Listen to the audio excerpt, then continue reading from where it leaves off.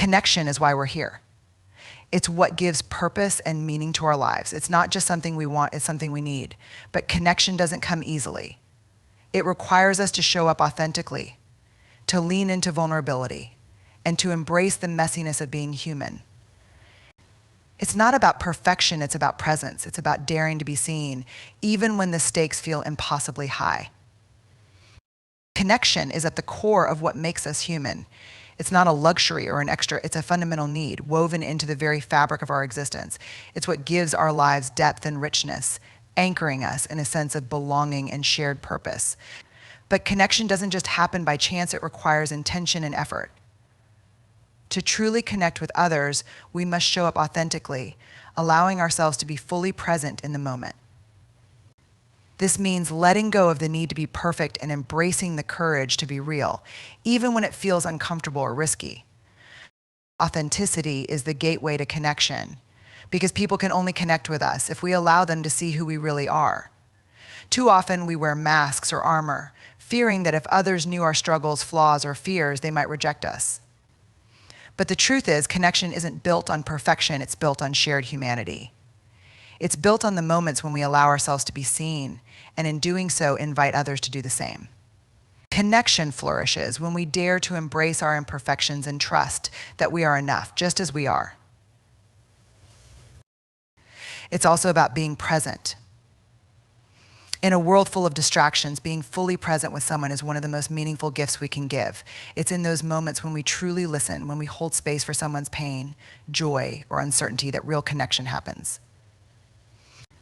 It's not about fixing or solving, it's about being there, showing up and saying, I see you. I'm here. This presence creates a bridge between us, reminding us that we're not alone in our experiences. Connection asks us to put down our defenses, step out of our comfort zones, and lean into the messy, beautiful reality of being human together. Love and connection cannot thrive without first beginning within us. The way we see and treat ourselves sets the tone for every relationship we have. Self-love is not a destination or a one-time achievement, it's a practice, a deliberate choice to embrace who we are, flaws and all. It's about looking in the mirror and saying, I am enough even on the days when we feel far from perfect. Without this foundational belief, we find ourselves hustling for worthiness, seeking validation from others, and trying to prove that we are lovable. But true love cannot exist where self-rejection resides. When we lack self-love, we inadvertently place our happiness and sense of worth in the hands of others. We ask them to fill gaps we have not yet filled ourselves. The danger in this is that no one can meet the needs we refuse to meet within. When we don't believe we're worthy of love, we struggle to receive it, even when it's offered freely. This creates a cycle of disconnection and disappointment, not because others fail us, but because we fail to offer ourselves the love we expect them to give. Practicing self-love means shifting the narrative we tell ourselves. It's about quieting the inner critic that says we're not good enough, strong enough, or worthy enough. Instead, we learn to speak to ourselves with the same kindness and compassion we would offer a friend. It's not indulgent, it's necessary. Self-love is the foundation of confidence and resilience. It gives us the courage to set boundaries, honor our needs, and show up authentically in our relationships. Loving ourselves doesn't mean we ignore our flaws or stop growing. It means we accept ourselves as we are in this moment while still striving to become the best version of ourselves. It's an act of courage to say, I am worthy of love, not because of what I've achieved or how I appear, but simply because I am. When we embrace this truth, we no longer seek love to complete us. We bring love to every connection we create. Self-love is not selfish, it's the foundation upon which all meaningful relationships are built.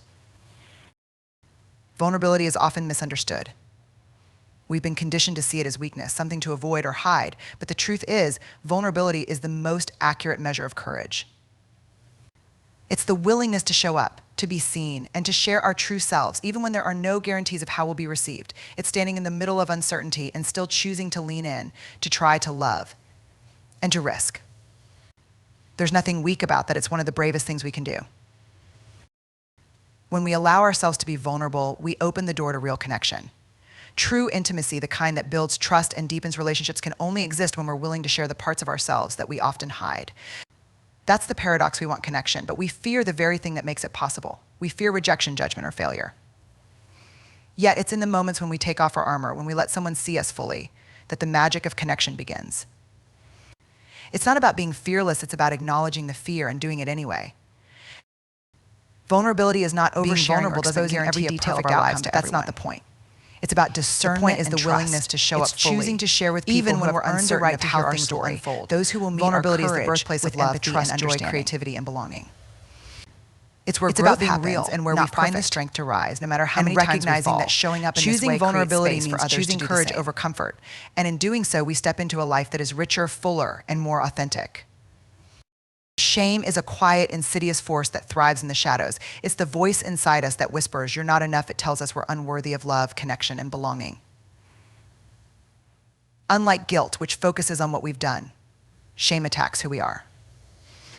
It says, "You're not just wrong, you are wrong." And when we believe those lies, shame begins to erode our ability to connect with others. It isolates us, convincing us that if people truly knew us, they would turn away.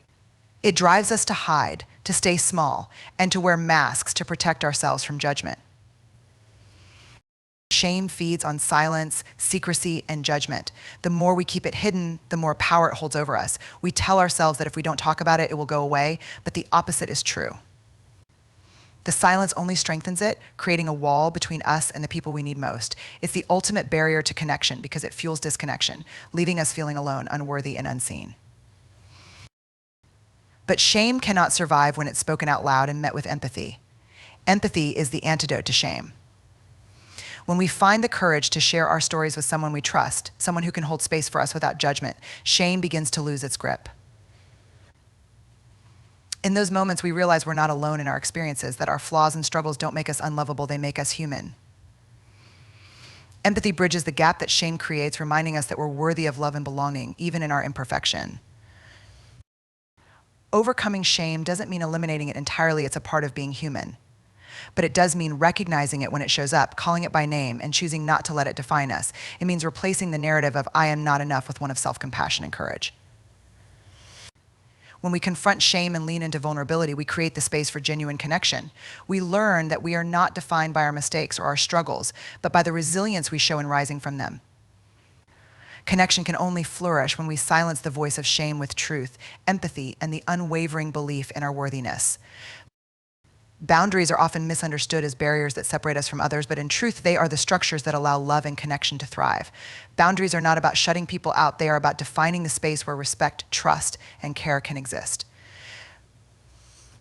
They are acts of self-respect that communicate our needs and values, ensuring that we can show up authentically in our relationships. Without boundaries, love can become tangled in resentment, burnout, and misunderstandings because we lose sight of where we end and others begin.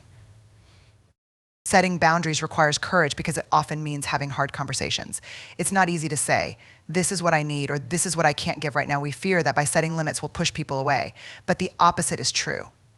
Healthy boundaries invite deeper connection by fostering clarity and mutual respect. When we set boundaries, we teach others how to treat us, and we show them that we value ourselves enough to protect our energy and well-being. This isn't selfish, it's essential. We can only give our best to others when we are taking care of ourselves. Boundaries also help us protect the love we give. When we say yes to everything, we risk saying no to the things that matter most: our time, our peace, our sense of self. Overextending ourselves in the name of love often leads to resentment, not connection. Boundaries ensure that the love we give is genuine and sustainable. They allow us to give freely, not out of obligation or guilt, but from a place of abundance and choice. Loving someone doesn't mean agreeing to everything or sacrificing ourselves to meet their needs. It means being honest about what we can offer and trusting that this honesty will strengthen the relationship rather than weaken it. When we honor our own boundaries, we also give others permission to do the same. This creates a dynamic of mutual respect and understanding where both people feel safe to express their needs and limits. Boundaries are not walls, they are bridges. They create the conditions where love can flourish without fear of being depleted or taken for granted. They are an invitation to deeper, more meaningful connection grounded in authenticity and respect. By setting boundaries, we don't limit love, we protect it, nurture it, and allow it to grow in ways that are healthy, fulfilling, and sustainable.